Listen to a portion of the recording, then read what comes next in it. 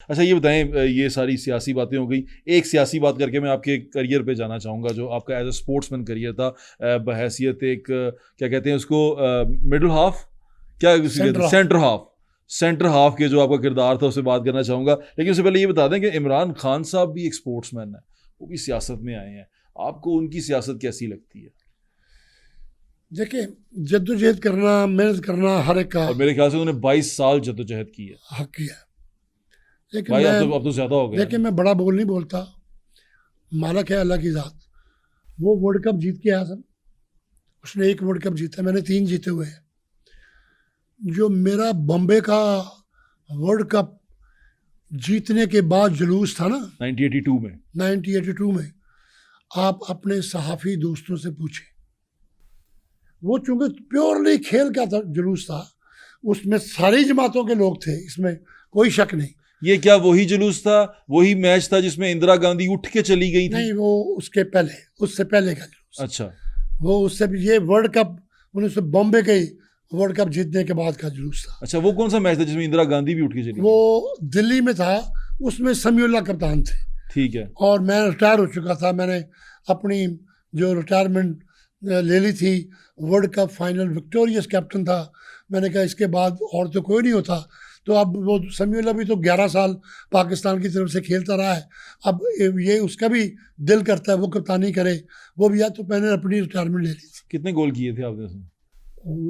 मैंने तो अपनी लाइफ में नहीं उसमें उस मैच में जो जिसमें समीउल्लाह साहब जो उनसे हैं वो थे, कप्तान थे। समीउल्लाह जिसमें कप्तान था, उसमें पाकिस्तान 7-1 था या 6-1? जी 7 गोल्स। 7-1 था। 7 गोल्स थे। 7-1 था, और जिसमें उसमें इंदिरा वो गांधी चली आई गई थी थी। और वो चली गई थी। ये अच्छा। पाकिस्तान के वो सुनहरी दौर था हॉकी अच्छा, में। आपका जुलूस इसका मतलब 1982 वाला बड़ा था। बड़ा था, बड़ा था।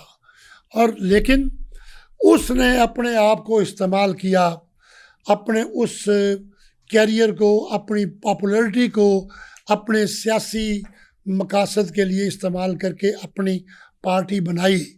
हमने अपनी वो सारी जद्दोजहद थी, जितनी हमारी पॉपुलैरिटी थी, हम मियाँ मोहम्मद नवाज शरीफ से के साथ मुंसलिक थे, और मियाँ नवाज शरीफ जिंदाबाद कह के अपनी वो जितनी एनर्जी थी, जितनी ताकत थी, वो हमने मियाँ साहब के पीछे लगाई। सही किया गलत किया आपने? मैं समझता हूँ आज, देखिए आज वो मेरे पास कोई ओहदा नहीं है, मेरे पास कोई मुझे इसकी कोई मिनिस्ट्री नहीं है, कुछ नहीं। कुछ नहीं है। लेकिन मैं समझता हूँ कि मैंने सही किया। मैंने अपनी वो जमात चुनी जिसने पाकिस्तान बनाया था। नहीं तो इमरान खान साहब ने तो खुद प्राइम मिनिस्टर बन गए ना, उन्होंने सारी पॉपुलैरिटी यूज़ की, आप भी प्राइम मिनिस्टर। मुझे नहीं लगता कि मुस्लिम लीग नून में रहते हुए आप प्राइम मिनिस्टर बन सकते हैं। नहीं, मैं मुस्लिम लीग नून एक लंबी चौड़ी फरिश्त है मुस्लिम लीग में। तो मुस्लिम लीग में उसमें रहते हुए प्राइम मिनिस्टर नहीं बन सकते। मुस्लिम लीग में रहना भी एक एजाज है। लेकिन आप प्राइम मिनिस्टर नहीं बन सकते। किसने कहा मैं प्राइम मिनिस्टर बनने आया हूँ? तो फिर क्या करने आए आप? मैं तो अपना एक रोल अदा करने आया हूँ, मोहब्बत का, प्यार का, खलूस का, वफा का। वो हमने हल्के में मुसलसल 5 इलेक्शन जीत के ये सबूत दिया है। तो अगर मैं टिकट मांगना चाहता, अगर मैं वजारत बनना चाहता, तो फिर मैं ले लेता। मुझे भी सियासी हरकतें आते हैं, लेकिन हमने ऐसा नहीं किया। हमने कहा मियाँ नवाज शरीफ की डिस्पोजल के ऊपर है, जब वो अपने सिपाही को इस्तेमाल करना चाहे हम करें। ये क्या है, ये मुझे समझ नहीं आता, ये मियाँ नवाज शरीफ वाला जो सारा ये क्या करें, उनको ब्लैकमेल करें? नहीं, मैं ब्लैकमेल तो नहीं कर सकता। समझ नहीं आती मुझे ना ये बात, क्या ये क्या सियासत में बाकी कुछ क्या चीजें, करती है? कुछ चीजें आपने मुझसे पूछ लिया ना। हाँ। तो किसी वक्त ये चीजें मियाँ नवाज शरीफ साहब से भी पूछ लें। सुने वो हमारे कहाँ इंटरव्यू देना उन्होंने, वो तो इंटरव्यू देने से पहले चलते चलते बात कर रहे क्या क्या स्क्रूटनी होती है, क्या क्या चलते चलते मैं नहीं आदि नहीं बात करने का। ये बताएं कि ये जो मियाँ नवाज शरीफ की, मैं कई मुस्लिम लीग नून के लोगों से बात करता हूँ, बहुत सारे वर्कर से बात, अभी उनका एक वर्कर बेचारा पीछे फौत हुआ है, नज़ीर खान स्वाति, आप जानते थे उनको? जी जी, वो बड़े अच्छे वर्कर थे, डिप्टी मेयर भी थे मेरे, मैं तो उन्हें अंकल कहा करता था, बड़े अच्छे आदमी, बहुत अच्छे आदमी। वो भी सारी उम्र ये मोहब्बत में ही रहे मियाँ नवाज शरीफ की। लकी है मियाँ नवाज शरीफ साहब। ये क्या मोहब्बत है, क्या करते हैं? मैंने तो नहीं देखा कि उन्होंने किसी वर्कर के लिए कुछ किया। तरफ से उन्होंने अपने भाई को प्राइम मिनिस्टर बना दिया, उन्होंने अपनी बेटी को सीएम बना दिया। अल्लाह की तरफ से उनके चेहरे के ऊपर लोगों की, जब वो देखते हैं लोग वैसे ही कुर्बान हो जाते हैं। ये है बेसिकली बात। ये सियासत तो ना हुई फिर। उनके गिले शिकवे ये तो खत्म हुए। फैंडम मेरा हो अगर कोई गिला है, मैं मियाँ साहब को देखूंगा, गिला नहीं रहेगा, मेरे साथ बात करूंगा, 2 मिनट करेंगे, वो हम बात भूल जाएंगे। यही मैं कह रहा हूँ लेकिन ये कि सियासत नहीं है अख्तर रसूल साहब। देखिए सियासत होती है सियासी मामलात में, पर्सनल मामलात में सियासत नहीं। लेकिन आप पर्सनल तो नहीं है, आप तो एक मुल्क के लिए या किसी कॉज के लिए किसी सियासी जमात से जुड़ते हैं ना, आप उसके फैन तो होके नहीं जुड़ते। तो रोल तो हमने किया सर, वो हमने रोल अदा किया है। आपने तो उसमें सजा भी भुगती है।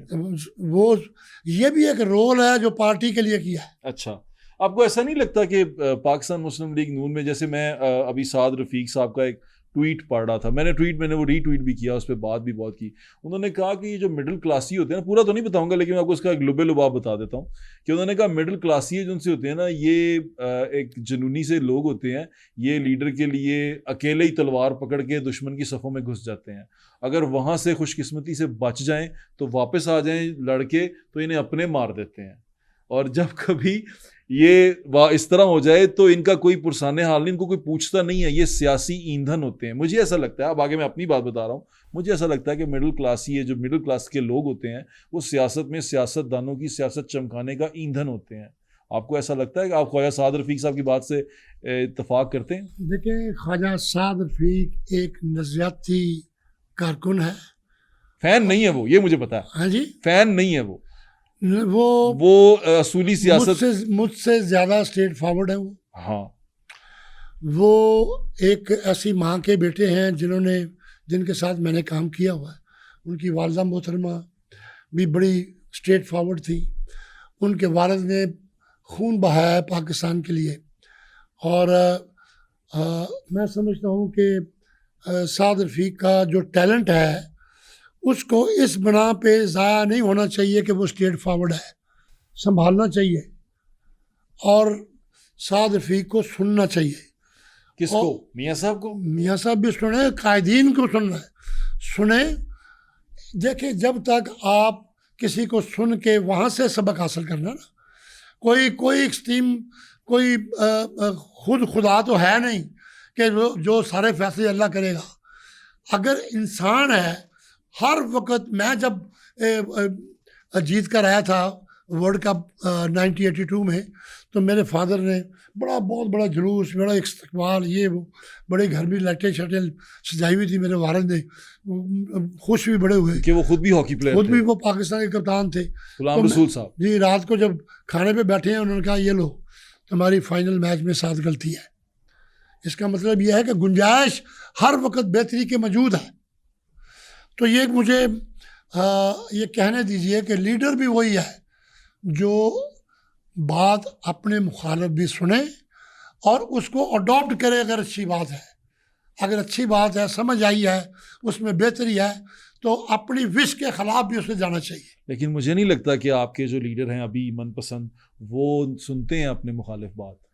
या आप लोग को आपको मौका मिला है आपको बात करने का? मैंने नहीं देखा कि उनको अपनी मुखालिफ बात कोई पसंद भी आई हो। वो ऐसी बातों को दूर रखते हैं खुद से। नहीं, मैं तो कर देता हूँ, अगर कभी मिलता हूँ तो मैं कर भी देता हूँ। अच्छा, कर देते हैं आप? मैं कर देता हूँ। इसी तरह मैं स्पोर्ट्स मैन हूँ, मैं सीधी सीधी बात करता हूँ।